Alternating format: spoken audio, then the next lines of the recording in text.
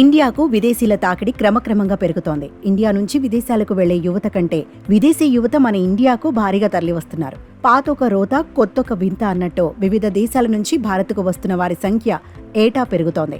ఈ ఏడాది ప్రారంభంలోనే 47.78 లక్షల మంది విదేశీయులు మన దేశానికి వచ్చారు. దీంతో విదేశీయులకు విడిది కేంద్రంగా భారత్ నిలుస్తోంది. మన దేశానికి వచ్చిన విదేశీయుల్లో ఎక్కువ మంది అభివృద్ధి చెందిన దేశాల వారే కావడం గమనార్హం.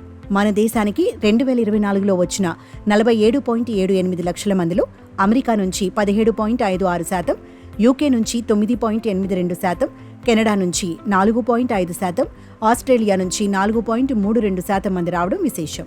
ఫారిన్ టూరిస్ట్ అరైవల్ కింద వచ్చిన వారు ఒక్క జూన్లోనే 7.06 లక్షల మంది ఉన్నారు. 2019 జూన్లో భారత్కు వచ్చిన వారి సంఖ్య 7.26 లక్షలుగా ఉంది. ఇది 2023 జూన్లో 6.48 లక్షలుగా ఉంది. ఈ నేపథ్యంలో 2023 జూన్ ఎఫ్టీఏలతో పోలిస్తే ఈ ఏడాది 9% వృద్ధి నమోదైంది. ఇదే సమయంలో 2019తో పోలిస్తే 2% క్షీణత చోటు చేసుకుంది.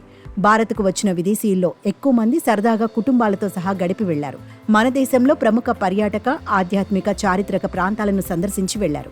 మరో 18% మంది అభివృద్ధి చెందిన దేశాలతో పోలిస్తే చౌకగా లభించే వ్యాపార, వైద్య సేవల కోసం భారత్కు వచ్చారు.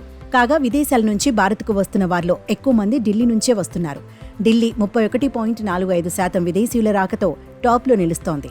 రెండో స్థానంలో ముంబై 14.83%, మూడో స్థానంలో హరిదాస్పూర్ 9.39%, నాలుగో స్థానంలో చెన్నై 8.35%, ఐదో స్థానంలో బెంగళూరు 6.45% ఉన్నాయి. భారత్కు వచ్చే విదేశీయుల రాకతో విదేశీ మారక ద్రవ్యం కూడా భారీగా లభిస్తోంది.